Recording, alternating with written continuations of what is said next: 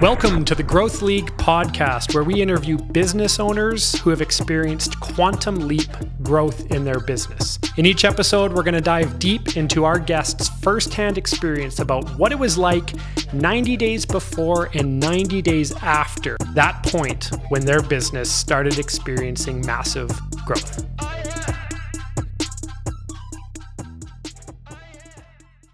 Christine Goudie is the co-founder and CEO of Granville Biomedical Incorporated. She's a product design entrepreneur with in-depth experience spanning medical device design, healthcare research and development, 3D printing, clinical trial research, commercialization marketing strategy, technical illustration, branding, packaging design, and digital design. Whew! She has a passion for entrepreneurship, inclusive design, and healthcare innovation. Christine's a graduate of Carleton University with a Master of Design from the School of Industrial Design with a focus in biomedical sciences. Her main business, Granville Biomedical, was founded in 2019 by herself and her partner, Crystal Northcott. It was founded as a women's health tech company specializing in the design of anatomical models to enhance healthcare training, advance patient education, and innovate device demonstration. Hailing from St. John's, Newfoundland, the company's novel anatomical training models have been used by healthcare trainees, practitioners, pelvic floor physiotherapists, and medical device companies, as well as sexual educators, to rehearse and demonstrate procedures and products within women's health. During the COVID pandemic, they spun out a second company called Granville Swab, designed by Granville Biomedical as a novel nasopharyngeal swab comprised of a single biocompatible medical grade material which focuses on increased patient comfort and workflow efficiencies. You'll hear all about Granville Swab and Granville Biomedical, as well as Christine's story in the evolution of both companies coming right up. Welcome, Christine. It's so nice to see you again. So nice to have you on the show. Yeah, thanks for having me. So I want to jump right into things. And one of the first elements that we think about it at Hook and Ladder when we're working with partners is not who is the target market, but deeper than that, who are your individual specific customer segments, and from a psychographic sort of makeup in a buying motivation standpoint, who are your segments and what resonates with them? How are they different from one another? And what do you guys do to resonate with each one of them? How do they buy? Yeah, so our customer base is pretty diverse. We target private practitioners and also nonprofit outreach initiatives. So very, very different worlds. One has an unlimited budget based on whatever they need for their practice, and the other one has a very, very strict budget, relying heavily upon donations and their own fundraising efforts. We really try to tailor our marketing and relationships based on knowing that background information about how they purchase and how they make those decisions. So it's been a really interesting, I guess, learning curve for us in the first 2 years of business. Just trying to really understand how both of those areas work and how we most effectively target each one with our marketing and just building those relationships. So to clarify, the first group with the unlimited budget, who is that again? And who is typically the individual decision maker within that group or organization? Yeah, well, I mean, we started off thinking that we were going to sell into healthcare institutions, teaching hospitals, that kind of thing. And we were very sadly mistaken because the budget is just not there. So we found our early adopter customers in the private practitioner space. So pelvic floor physiotherapists, private companies who design and distribute medical devices, menstrual cup manufacturers. So basically private industry and whoever controls their own budget. So that's who we sell to mostly. And it's not the healthcare institutions after all, who we initially created our whole entire marketing strategy to target in the early days. So we had to really reconsider how we positioned our company once we realized that the revenue was coming from the private sector. So that was interesting. I think that's a really important lesson and something that takes a lot of bravery and guts to do, right? Which is, hey, we set out on a certain course, but based on the data that we're seeing, we need to pivot and we need to do it quickly and make it look like it's organized, like it was intentional. So yeah, and also like the market doesn't lie, right? So if the right. revenue is coming from the private space, we just had to accept that and very quickly, just kind of reorganize our efforts and our vision. So we had to quickly move on that. For these private practitioners, what is the biggest challenge or pain or need that you're in place to alleviate for them? What are you know, what do you solve from them from a macro and then more specifically on a product level? Yeah, so in women's health, there's a lot of shrouded mystery around various procedures and teaching and learning, even as a patient. And so a lot of the private practitioners that purchase our models, our anatomical models, they're able to demonstrate various procedures just to increase the comfort level of their patients, help them understand various new types of methods and treatments, and just teach them virtually as well. And that's something that we saw during the pandemic. Everything was always in person. Yeah. So now suddenly they have these anatomical models so that they can retain their customer base, their patient base, and actually attract new patients during a pandemic, which was interesting. In person, it's beneficial just because they can then demonstrate as opposed to always demonstrating on the patient. Right. Because a lot of women within various female, healthcare procedures, it's very uncomfortable. You don't really want a doctor to demonstrate how to massage the perineal area or things of that nature. So now at least they have a model to demonstrate with in person and virtually. So before Granville Biomedical, I mean, largely was this market demonstrating on actual people, or like what was the alternative before you? And tell me about that. Yeah, that's a great question, and we're asked that so often. But the reason myself and my co-founder, Crystal Northcott, started the company was because it was brought to our attention that in healthcare training, on a national level and even internationally, they train with things like car washing sponges and cow tongues to replicate and simulate female anatomy. So in terms of teaching healthcare practitioners and future OBGYN doctors how to suture lacerations that occur during childbirth on an anatomically accurate model, of course you can't train on a human. So they were teaching them using things like orange peels, car washing sponges, cow tongues. And so it was only a couple of years ago that Crystal and I discovered, like, are they still using that garbage? And we decided, like, this is absolutely insanity that that's acceptable or good enough, or, something that they're using in Canadian healthcare training or US healthcare training in North America. So we decided to figure out why and where the competitors are and what that barrier was to adopting anatomically accurate models. And we discovered quickly that it was a price point issue. It's just that the competitors out there, there's models out there, but you're going to pay a lot for these things. And the healthcare training courses and teaching hospitals just didn't have the budget.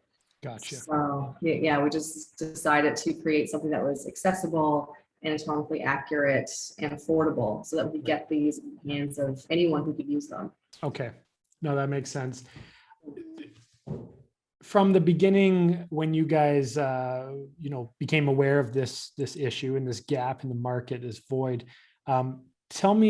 tell us about the evolution of Granville Biomedical from idea through to, the storming, norming, and performing phases, or however you want to refer to it. What's the journey been like? Yeah, well, it's certainly not linear. I can guarantee you that, like most people's story in entrepreneurship, it's been all over the place. We started off with that in mind, creating laceration repair models, targeting healthcare institutions and schools, as I mentioned, and quickly realizing that's not the only issue.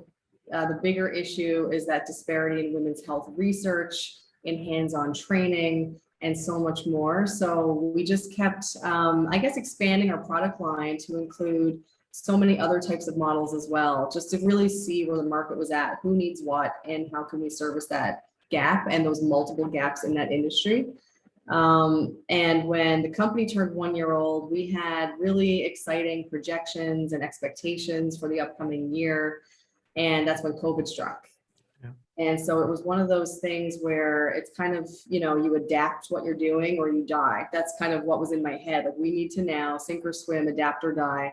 And what does that mean now that healthcare institutions and academia are going to train from home and work remotely and work virtually? So that changed the game for us all together. Right. And when the federal government said, we need supply chains, domestic supply chains for PPE and different types of medical devices in Canada, because that's what we quickly realized we were lacking when the pandemic struck. Well, we put our hand up because we were already 3D printing our models and our products. And we said, okay, well, we have a biocompatible printer, so we can help by producing anything from face shields to button pushers to swabs, nasal swabs. Right. And we ended up with that. They decided, okay, great. If you can make nasal swabs, like, let's get you working on that. Found some funding for that. And before we knew it, we went from basically vulva models to nasopharyngeal swabs, which were completely unrelated. Yeah. And very quickly we realized now we have two very different components of the company. We can't really merge those back together. And we have to accept the fact that we have now two, running streams of potential revenue and a lot of research and development initiatives underway and a very, very tiny team. Right. And so this past year has been very pivotal. Even though the word pivot is overused, the word pivotal is still not, but it's still cool. Yeah, it was a very pivotal year for us because we found ourselves evolving into a medical device manufacturing company, which was not in the cards or in the game plan from day one.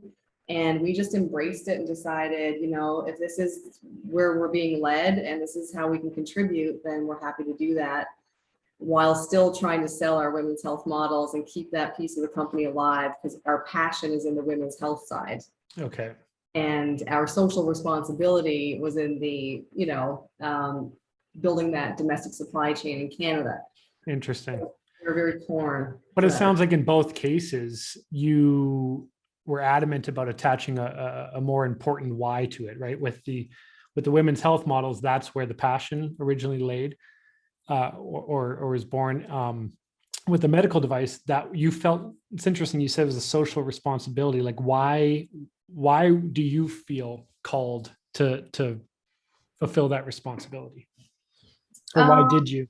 Yeah, I mean, as a designer, I've always been very much in the mindset that you need to pursue your passion. So whatever that is, I think it's so critically important, because when shit hits the fan and when times get tough, if you're not loving what you're doing and have a bigger purpose attached to it, you're going to give up. Right. And we would have given up, because financially and even just emotionally, and my God, in every sense of the word, like, we were really, really defeated this past year, feeling like we lost the original vision of the company. And now we're creating swabs and we don't even know if those are going to launch. And we just knew, like, we were trying to help with a greater good in both realms. Yeah. You're right. And I've always promised myself that I will never pursue a project the rest of my life unless I have a very burning desire to do something for the greater good. And that's something that I kind of became obsessed with in my late 20s. I used to work as a wheelchair seating designer, and I had a really huge passion for design for disabilities. And I left my job as a wheelchair seating designer, decided to create an app for wheelchair users to take the power back and understand their pressure ulcer risk levels and whatnot in a seated position in a wheelchair. And that was my very first startup. And I didn't understand back then how to get funding, but I was so passionate about it that I just knew, like, this is gonna transpire at some point, but I think I need to circle back to it later. And anyways, long story longer, then we started Granville and we created the women's health models, which I absolutely love. And now we're moving into the swab realm, and everything definitely has a bigger purpose, but something that pulls us forward. Right. And I think that's so critical. And when people ask me, I'm thinking, when they say, like, what about entrepreneurship? I don't know if it's for me. And I'm like, well, it's for anybody who has a passion they want to pursue, and there's a bigger, greater good attached to it, because I feel like that's going to keep you going when that's awesome. Get really, really tough. Yeah. So there's almost like there's two sides of your company, right? Each one of them have very different customer segments, would they not? Like, how do you keep the so that the consolidation of Granville Biomedical, but then speak to the swab market versus. So who's the customer segment for the medical device or swab market? Yeah, so it would be the federal government, and then also private clinics. Okay. So, that those were also two very new markets for us, and for us to understand those, we had to fast track all of that, hire the right people to help us with our marketing strategy, and really just hit the ground running and understand, how do we sell to the federal government? How do we sell to provincial microbiology labs? How do we do any of those things and do it all within 12 months? And the federal government at the 11th hour said they were not going to issue tenders to purchase from these new supply chain manufacturers in Canada, that they were already stockpiled with foreign swabs. And we were very, very disappointed by that, because we felt like we were led down very deep down this rabbit hole. We really wanted to help. We still want to help. And then they basically took that carrot away from in front of our eyes at the very last minute. And I don't know, I still have some very mixed feelings about that, but I don't want to go too depth into it, just in case it jeopardizes any future funding. But we just would love to see the federal government support the domestic supply chains that it set out to create, because we created one. Right. And we don't want that to dissipate and lose it because the interest or appetite has disappeared at the federal level. Because it doesn't mean that we may not need, a lot of swabs again in a year from now or 2 years from now. And here we are set up as a Canadian manufacturer, and we're not getting the follow through support that we really need to keep going. Would the private market still be a feasible market to feed into with that product, though, even if from the government level that avenue was closed? I'm going to say no, just because we've met with the provincial microbiology labs across Canada. They're all stockpiled with foreign swabs still. And so now we're looking at exporting into the US and potentially Europe longer term. Okay. But I mean, it's unfortunate because, that storyline doesn't feel good to me, that a Canadian company could not, find that traction required in their own country. And now they're looking to export, because what a shame. And sure, if we can help the US and parts of Europe, then we will. But I felt like we really wanted to help our own country first. And so that's interesting to me that they would make the ask for domestic supply, and then what, did they just think nobody was going to call the bell, answer the bell?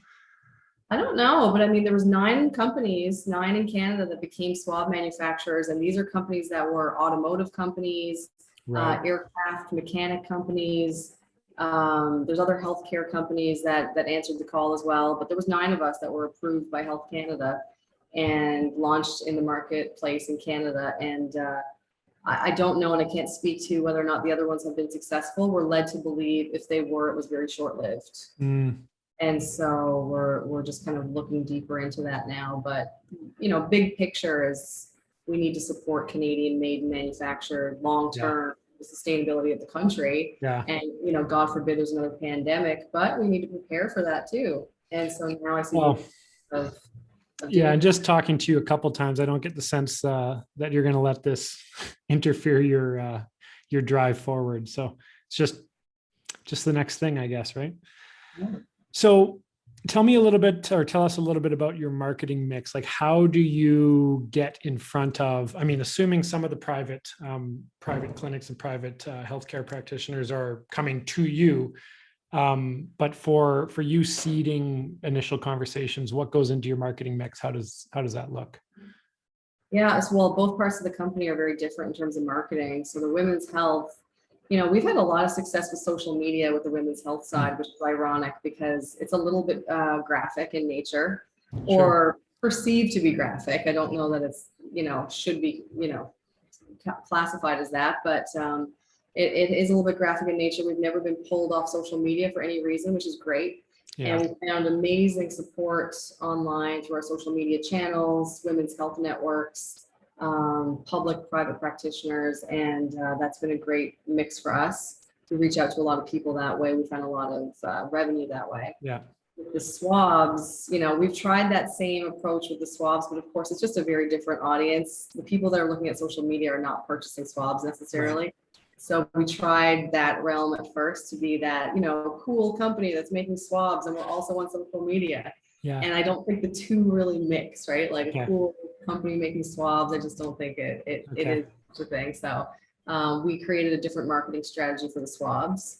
And that was to really get into the microbiology labs across the country, really speak to the directors and the decision makers. It's very political, right? So Right. the medical device realm and space, Health Canada has one of the most stringent and strict regulatory systems in the entire world. So once you are approved as a medical device establishment and you can sell class 1 through class 4 devices, it's just a very different marketing approach because it's all about getting to the decision makers and letting them know that you're there, coming into the market as a new emerging manufacturer, and also proving that you have something safe and effective, trustworthy, that they can feel comfortable to replace their old products with. Right. So it's just very political. And then our women's health is very not political. It's just very more of the softer side of selling and marketing, and Interesting. pulling on the heartstrings a little bit about the bigger need for women's health teaching and learning. But it's been a challenge because we had to switch gears pretty quick to go into the device space. So on the swab side, you talk about getting into these biomedical labs, getting from in front of the decision maker. In that market, are those decision makers looking at your product as a bit of a commodity and they're just shopping price, or is there anything you can do to maybe further educate them or convince them in one way or another to work with you? And what does that look like? Yeah, medical devices, especially consumables, it's all about the price, the competitive pricing that they can get from China and from importing the swabs from different countries.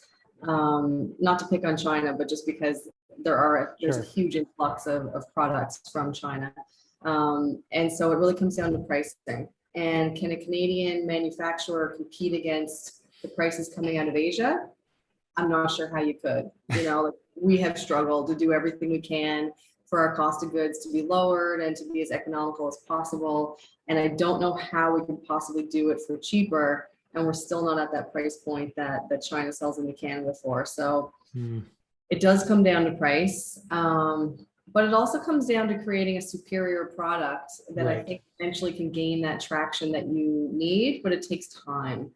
The medical device space is so different because it can take years to find penetration into that customer base and healthcare practitioners who are very all about tried, tested, and true. We've always used this product. We've always liked it for these reasons. Then how do you get in there and convince them that there's something new that's going to work as good or better? Okay. And, make their lives easier because they're looking at workflow, ease of workflow too. Right. And to disrupt that by introducing a new product is also a bit of a risk for them. Right. Whereas with health, it's not price competitive and price driven. It's more quality and show me the benefits of the outcomes of teaching and learning using more anatomically accurate models. I think then you can make a case for a higher price point. Do you get the sense on the women's health side that these practitioners are intentionally searching for more anatomically correct models, or is it something that they are not problem aware of yet? They're happy using the sponge or I think they said the cow tongue, or is it something that they're like, we're looking for this and you just need to be there? It's a bit of both. I think some of the more progressive and innovative doctors and practitioners are always looking for better opportunities to teach and learn and retain patients and gain new patients and just create a higher level of learning. But those are fewer and they're few and far between. It seems like the mass majority are still very okay with things being okay. And the car washing sponges are $1, so how can they justify spending $100 on a model when they can spend $1 and provide their entire training course in I think it was in Banff a couple of years back where they did a national training seminar and they used the car washing sponges and cow tongues. And so I just, it's just price for those institutions. But I think, what we need to do in the women's health side is just, we're trying to work to get our cost of goods as low as possible on the women's health side as well. Because I think that if we're in that early adopter stage still, but I think we can kind of get to that early majority, I hope, or somewhere around there, if we can just get that price where it makes sense for them. So maybe Right. the model would be $50 each or 75 versus 100. And Right. so we're playing with some price points now to see where is that sweet spot. Because if they complain and still purchase, that's okay. Yeah. But if they Yeah. complain and don't buy, then we're in trouble. We need to sustain our company. Right. But I also saw, well, not but, and I also saw some of your messaging on a few posts that I looked at on your social channels, and the angle you were taking, which seems right to me, the angle you were taking is that it's not I mean, cost is a factor, but it's about providing a better overall top to bottom experience for the people that have freedom of choice, whether they use your private practice or somebody else's private practice, right? So at the end of the day, the patients or their clients are going to appreciate a more anatomically correct product, I would imagine, over a sponge. Yeah, so I mean, patients in terms of teaching and learning from a practitioner, I think appreciate an anatomically accurate model, so they can really get a sense of what is this device you're going to insert inside my body, or Right. how does this procedure work, or what does it look like when a speculum is inserted into the canal. Like, there's so many different things that women would just be a lot more comfortable with if Right. they can just see it done before it's done to them. Right. And the unfortunate part is, in women's health, there's a lot of procedures that are very, very painful, very, very uncomfortable. Women don't talk about it. And I can promise you, if you asked 100 women, I would say a major majority of that 100 would say and agree with me, but don't quote me on that. But, Sure. you know, it's a very common mindset that there's a fear to go to the doctor. There's a fear to have those procedures done, and even just routine procedures. So Right. I feel like a lot of it is because we don't know what that looks like. What are you describing to us? What was that going to feel like? And I think the visuals is what's lacking. So when you go to your doctor and you're asking questions about contraceptives, such as IUDs or various procedures, well, when they draw a diagram on a piece of paper and hand it to you, well, that doesn't suffice, because that doesn't Right. really show me what that is or where that's going. If you pull up an image on the internet in the doctor's office, and typically they'll show you, well, this is what it would look like, and that's all we get. Right. And there's so much complexity to women's health that it's just unfortunate that it's such a non-visual experience. And I think that's what creates all that fear in women to go and even have those procedures done.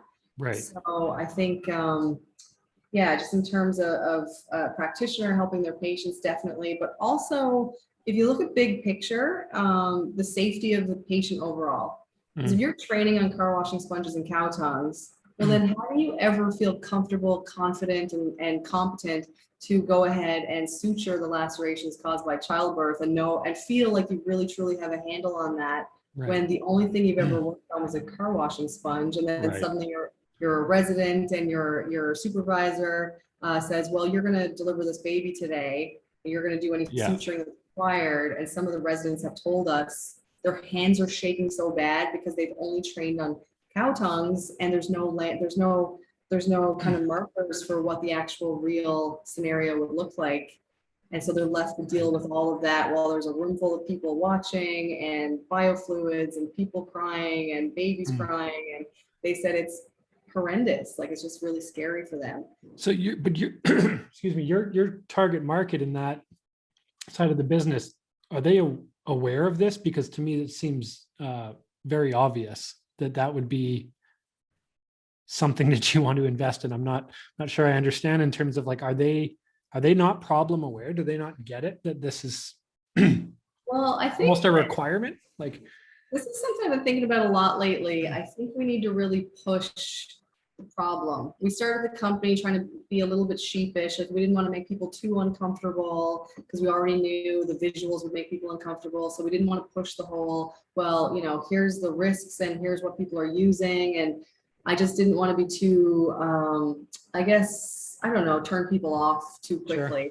But I think at this point, 2 years later, we need to start getting very honest and real about what's being used, why that's an issue. Why would you train your healthcare trainees with these products when we know better, we can do better, we can sell at affordable prices. Right. We can answer all your objectives, or objections, sorry. So if your objection is money, okay, then we can work with you to give you a discount for your healthcare institution. If it's, I don't know, accessibility, well, we can ship them anywhere in the world. If it's cultural appropriation, we can do any color. We can do custom coloring of these models as well, and so on and so forth. So now we're in talks with a company in Tokyo, actually, which is interesting. And they're really excited about what we're doing because it's a little bit conservative over there in terms of women's health and anything graphic in nature. And we're hoping that we can really kind of get into that market and they can use these in all their teaching and learning initiatives. So we're excited about that opportunity, but we want to be in every country. Yeah. So that's a great start internationally, but we want to keep going with that. That's awesome. As it relates to, maybe let's stay on the women's health side, what are the, if you look back over the last year, what are you most fulfilled by or most happy about, most proud about, I guess, from that side of the business? What would you say that, we did this? Oh boy. We had some amazing partnerships that were very, very influential on how we approached some aspects of women's health. We had an amazing partnership with an outreach initiative that did work in Sierra Leone. And they had volunteers on the ground. There were locals that delivered training courses for some of the villagers. And they went down and provided some of our models to those villagers. And of course, this was very novel and unique for them to learn with. Yeah. And we had some pictures and videos come back, and the villagers were so excited about learning in such a realistic way. We were so thrilled about that. So that was a kind of a win. Also just distributing, we have orders come in from Ireland and the US and hopefully now Tokyo and parts of Africa, and just seeing the videos and pictures come back from some of these places is exciting. So I would say that for sure, but kind of in a different way. I feel like what I'm most proud of is that we didn't let the company fall apart when we were sent in a different direction with swabs. Yeah. And we did kind of hold true to our vision, and we wouldn't let the women's health part die. We kept it going. We kept fulfilling orders all through the pandemic, even though we were creating swabs, and we refused to let that go. And we still refuse to let it go. We still feel like there's a big opportunity there. And yeah, we're just hanging on, and what people don't talk enough about is how do you have a support system in place when things do go sideways in a startup, and especially during the pandemic. We were trying to run 2 companies. We had 5 people, and just the mental health supports we needed to have in place and the support of each other within the team was so critical, because that's kind of all we had. We were just hanging on by a thread, and so I'm really proud of how the team also reallocated all of our resources and efforts and energies. We're so quickly to go from, okay, guys, now we're not going to be making these models for a little bit. We're going to just go help the government for a bit and create these swabs. And everyone on the team had been hired because they also had a passion in women's health. And I was so proud of the team and how they responded to answer that call with us.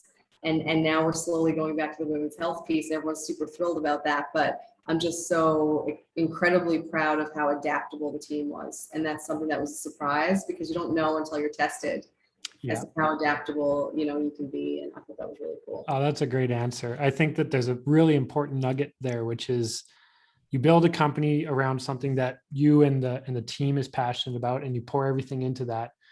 But sometimes you need to iterate from a product perspective to protect that thing, right?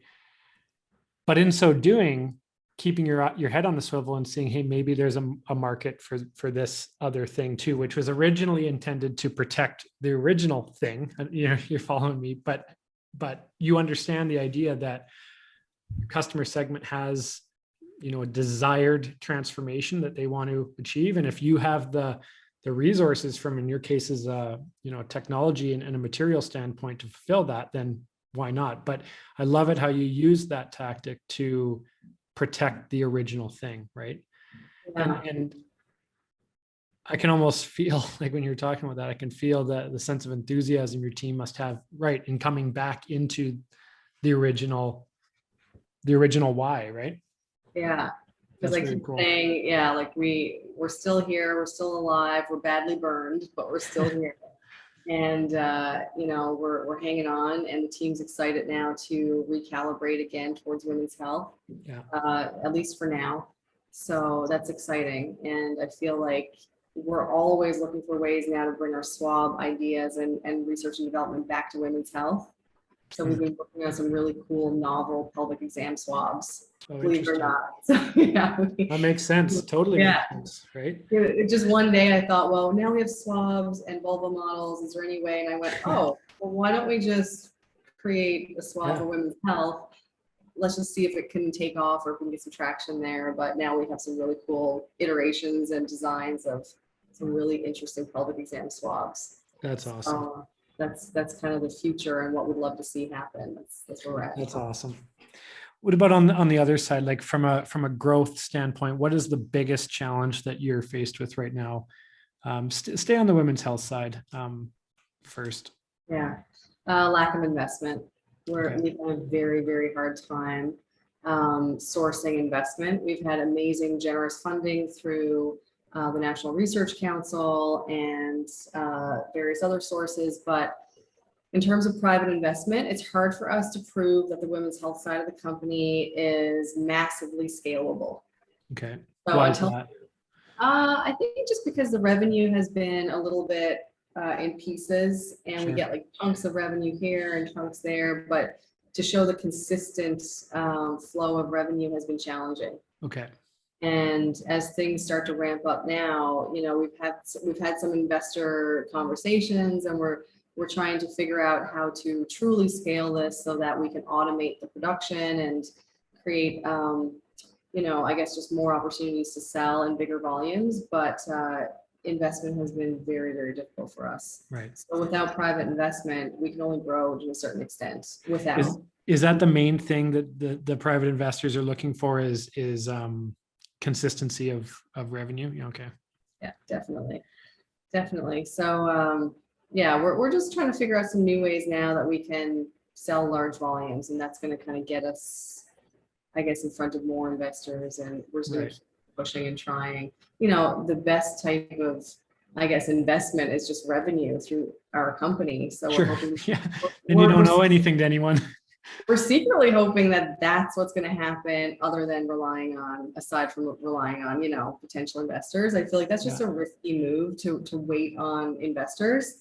But, you know, our hope is that we have enough to keep this company going. And, you know, we have every reason to believe we can, but it's going to take us longer because we got thrown off course with the COVID piece. Yeah, no, that makes sense. And you're encouraged by things like seeing these orders pop up in Europe and Africa and wherever else. That's the thing. And, you know, it's, if you want to scale something, you got to build something worth scaling first. And there's proof of the market across, like, you know, internationally that it works. Right. It's funny that the thing you need to improve to get the investment might be the thing that sways you away from getting the private investment, right? From a revenue perspective. Champagne problem. Yeah, well, we're launching a new women's health kit now. So it's going to have one of our models in there with a stand, and then a speculum, all the swabs that you would use in a women's health pelvic exam. And so that we would love to see every doctor's office across the country have one of those things in there. Even just demonstrating for young women how to insert a tampon, like really simple things that I'm sure would never really cross a guy's mind. But, you know, young women, these are just really basic things that have never been talked about, even for women. Like, women don't even think about those things. Yeah. So now that we're starting to think about, like, where are those gaps just in women's health in general, and how do women learn how to do certain things, like insert a tampon, or a menstrual cup is the new one, because that's kind of the newest area of women's health that is very much shrouded in mystery still, and preventing the uptake of that product. And that product can change lives, because if you're in a developing country and you can't afford sanitary napkins or, you know, any feminine hygiene products, one menstrual cup is all you need for years. That's all you need. Just one. So, I mean, like, if women were able to access these affordable prices and actually know how to use them and not feel afraid to try, then that could be life-changing for someone in a country where they don't have access to those products. So, so looking at the domestic market, well, maybe look at Canada and US. Is there just still a huge amount of opportunity in your mind in terms of getting into these doctors' offices, or is it saturated? How big is the opportunity? I mean, right now it's kind of endless. I don't know any doctor's office or any doctor that we've spoken to in the past couple of years that has had anything like this in their office. And the interest and appetite's definitely there Right. to have something like this to teach young patients about various procedures.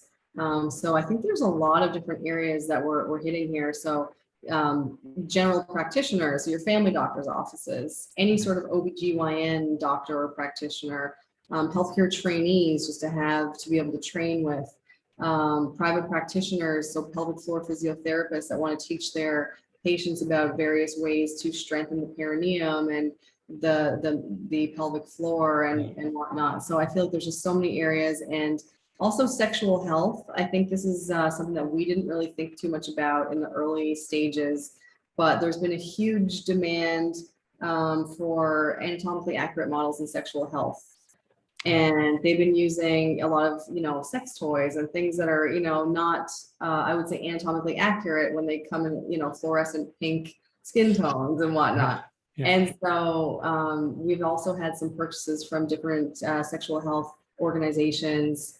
We've been talking to various nonprofit organizations as well that offer sexual health teaching and learning for young, members. And I just feel like that's also an underserved area that we need to ramp up. It's so basic, and it blows my mind that this is 2021 and we're talking. Well, that's what I'm still struggling with this. It's like, I still don't understand. I mean, I was talking to my wife about this interview that we're going to have, and she teaches sex ed in middle school here in Alberta. Yeah. And she's like, it is the worst. Like I'm either drawing it on the board or I'm like looking around and grabbing. One time she said she used a stapler and she was trying to create that connection point. So school divisions, I mean, like this is another market potentially, right?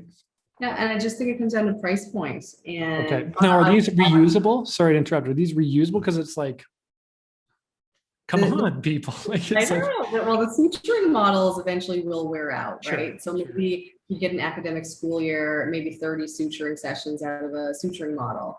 But also that's a pretty niche area where it's just the, healthcare trainees in OBGYN programs or GPs or medical school that are using those. Other than that, sexual health, like your wife teaches or anything else, they're all reusable. You could keep it indefinitely. Yeah. So I mean, I think it's just price point. Like I'd love to send your wife one and just see what she thinks and see if it's useful. For sure. Just ask if she needs one. Happy to send one her way. Ironically, when we started the company, our very first customer was in men's health. And they wanted male anatomical models. They asked if we could do it. I said yes. And we shipped off a box of 50 male anatomical models for demonstrating a urinary incontinence device. And it was actually really important because they were losing patients and potential new patients from the adoption of this device, because when they would give these to the clinicians in these urology offices, I guess they were having trouble explaining it to the potential patients. And of course, the potential patients felt like these are men, so in men's urology, and they were a little bit nervous about inserting anything into their urethra. Sure. And so we created an anatomical model for them so that the clinic nurse or the urology nurse could teach the male patients, this is the device. Here's an anatomical model representing your anatomy, and this is how it's inserted, this is how it's extracted, and here's how it's going to feel. They could actually feel the model. And we were so excited because they told us that the uptake had increased because suddenly these men were able to see how this thing worked and the fear was reduced. That's it. You know how that works? It's just like when you can touch and feel, suddenly you're not as scared. It's more real. It's more like, okay, well, now I can see what it looks like and how it is inserted. And I think I can do that myself. Just the way you're describing this, it just feels to me that price should not be an issue at some point. Yeah, I think, we started off a little higher in terms of price point. The uptake wasn't there, but as we started dropping the price, we realized a lot more private practitioners were purchasing. But I think to get into the public healthcare systems, they have to be maybe even special pricing just for them, so we can actually penetrate that space. But yeah, we're still working on finding the exact price for the work. That's part of the game. Yeah, exactly. So I see if I missed some questions here. What, if you can kind of give a preview to, if you were to fast forward 5-10 years, like, and Granville Biomedical is being featured in, your guys' industry's top publication. What are some of the highlights that they're saying? If you could paint it the way you want it painted. I think if I could paint it the way I want to paint it, I would love for someone to see us as a very multifaceted team, very adaptable founders, a company that was small but was able to grow and expand to touch so many parts of women's health. Mm-hmm. And I don't think we're a one-trick pony. Like, I don't think these models are like our only thing, because we have an amazing engineering and design team. So we can make swabs, we can make pelvic exam swabs, we can create other devices, we can create things for dentists if we wanted to. Anything in terms of consumable medical devices. I'm not saying we're super, in terms of expertise, we're not experts in it, but we can certainly design and prototype and work with anyone who either wants to partner with us, or things that are needed in the healthcare system, or if we see additional gaps down the road.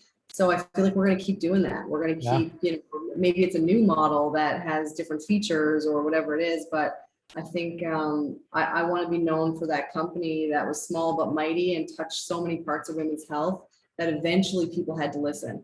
Right. And I think I want to actually create awareness around some of the issues that are not talked about in women's health, so that other people can join the movement that we're starting, or that we're part of, because we've met other people that want to make change too, and they just don't feel like they have the ability without, other, I don't know, companies or organizations. But I think when you band together and start moving forward together, you start moving that dial. And just want to be known for just moving the dial, even an increment or a millimeter. But I feel like we just need to keep doing that. So yeah. Well, that's awesome. I think that I'm optimistic that story will be written at some point, just based on what I've learned about you. Sometimes I like to ask for founders such as yourself that are in pursuit of growth and leveraging different marketing strategies to go after more growth. Typically, these founders are, driven, motivated, organized people, but a lot of times they have very specific routines that prime them to be able to be effective. Do you subscribe to any form of a ritual or routine or whatever that switch is to get you going? Yeah, 100%. I'm a big believer in it. I think, like I always say, the way you do one thing is the way you do everything. And did I say that right? The way you do one thing is the way you do everything. Because I feel like my mindset has always been that way, where I go all in on things I do. So I'm very heavy in the fitness world. I used to be a professional fitness competitor. I still train regularly, consistently throughout COVID. I'm back in the gym again now. Nice. I feel like that's a huge part of my life, but it's also balanced my mental health. I'm also a big believer in counseling, even when things are going good. I feel like everyone should be on board with mental health counseling, because when things are going good, you want to always be reminded of how you got there. Right. And when things go sideways, you want to have that framework to get back to those good points. Right. So big believer in counseling. I do it when times are good, when times are bad. Fitness has always been there. I've always leaned into that through good and bad times. And I think just, travel was taken away from me this past year, but I really feel like to strike a work-life balance has always been my dream. I'm always working on that, but I've traveled a lot, and I always find travel very great for mental health breaks. And I did not get one of those this past year, and I can see how my mental health has been compromised a little bit, but hopefully now that things are opening, I can start taking vacations again, and myself and my partner can go away and just relax a little bit and get away from the grind of all of this past pandemic and year. And but yeah, those things I really lean into heavily. And for a long time was in martial arts, and I always feel like anything that challenges you and helps humble you and keep your ego in check and work on your physical health, I feel like, and mental health, are all the things I'm a huge fan of. So that's been my secret recipe, if you want to call it. That's awesome. Yeah, it's a direct line between keeping those sorts of habits, I think, and priming yourself for success. That's interesting. I never thought about travel as a way to, but it is totally experience. What is it most that you like about the travel? The culture experience, the food, All all of of it. the I above? mean, I've traveled a lot. I've been to about 23 countries now, and I'm a big believer that you should occasionally, at least once in your life, go and live or travel in a country where you are the complete minority. Yeah. You don't speak the language and you don't have cheat sheets to get everywhere. Like you have to go there, figure out the currency, figure out the language, figure out how to be polite and respectful and get around. Yeah. And if you can do it by yourself, I think that's probably the most growth you're ever going to see mentally and spiritually in yourself. That's where I found it. I Hmm. lived in Korea for a while where I was definitely a Yeah. major minority. I didn't speak the language. I couldn't even pick up the language. And very humbling to start with nothing from ground zero and try to figure things out. Yeah. And if I had it my way, every single high school student would spend a semester or a year abroad in a country where they're just by themselves in that scenario, where they can learn compassion and adaptability, and also just how to keep your ego in check and understand that you're not the epicenter of this universe. Yeah. When you're in a different country, a different continent, in a different country, all bets are off, and you're no longer in that same position Yeah. or on that platform as you are in North America. And I really think that's so important. But my most pivotal trip in my life, though, that changed a lot of things for me, was a trip to South Africa. Hmm. And to kind of see how things were down there, and just how everything, you're on the other side of the planet.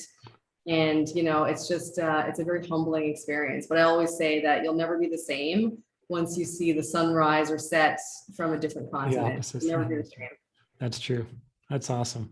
Yeah. Before I let you go, there's a lot of entrepreneurs and marketing leaders, so business leaders, marketing leaders in this audience. And when you're thinking about pursuing growth in an environment that's very difficult, there's external factors, whether it be like a strong competitive set or some macroeconomic factors like COVID.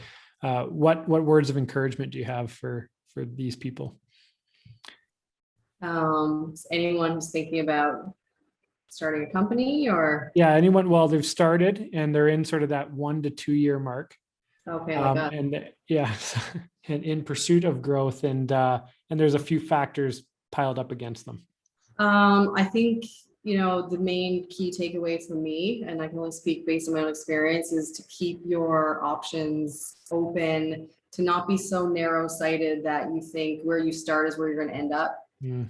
And I think that is a fatal flaw for a lot of companies. They want to hang on to that initial concept, initial product, initial vision, and initial linear path so badly that when things start changing for them, they don't want to adapt and embrace that.